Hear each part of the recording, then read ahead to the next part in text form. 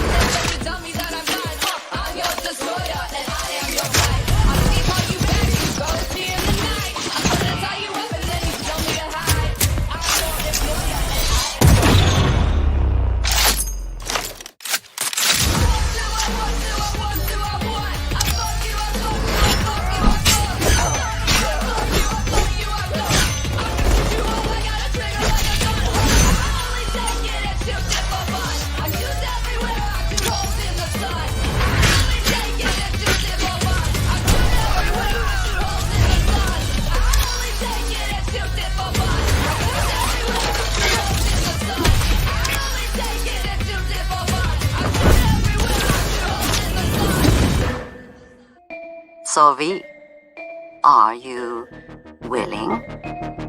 Yeah, I'm in.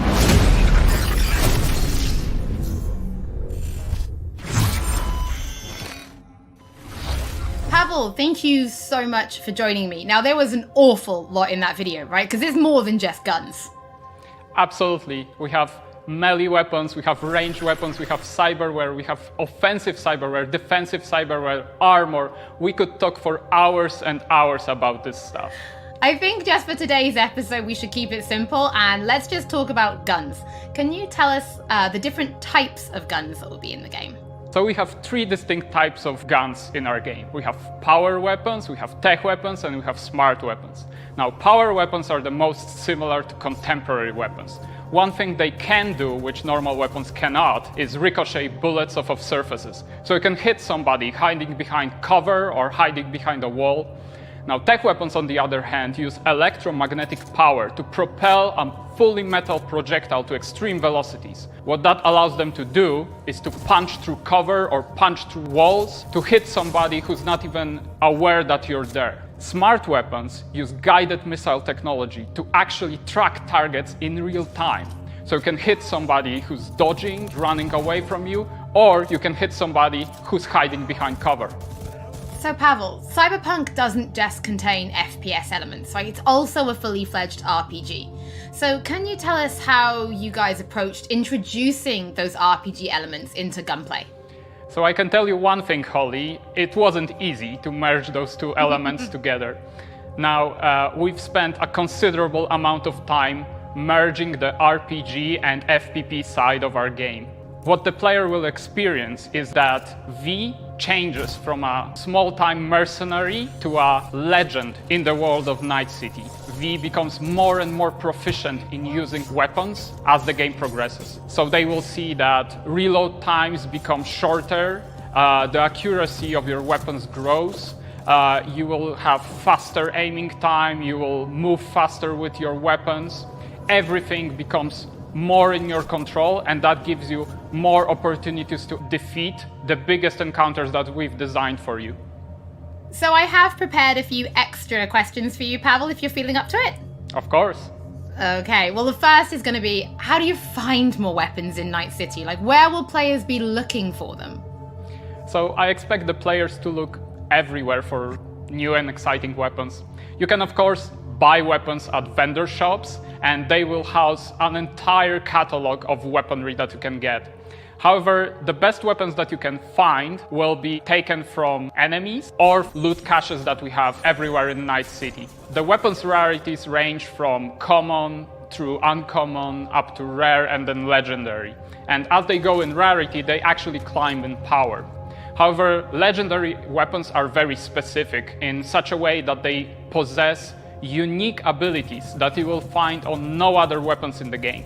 The players will actually need to make some tough choices to find some legendary weapons, because maybe they need to choose whether to kill a person who holds the legendary weapons that they want, or to spare them because they like them as a character.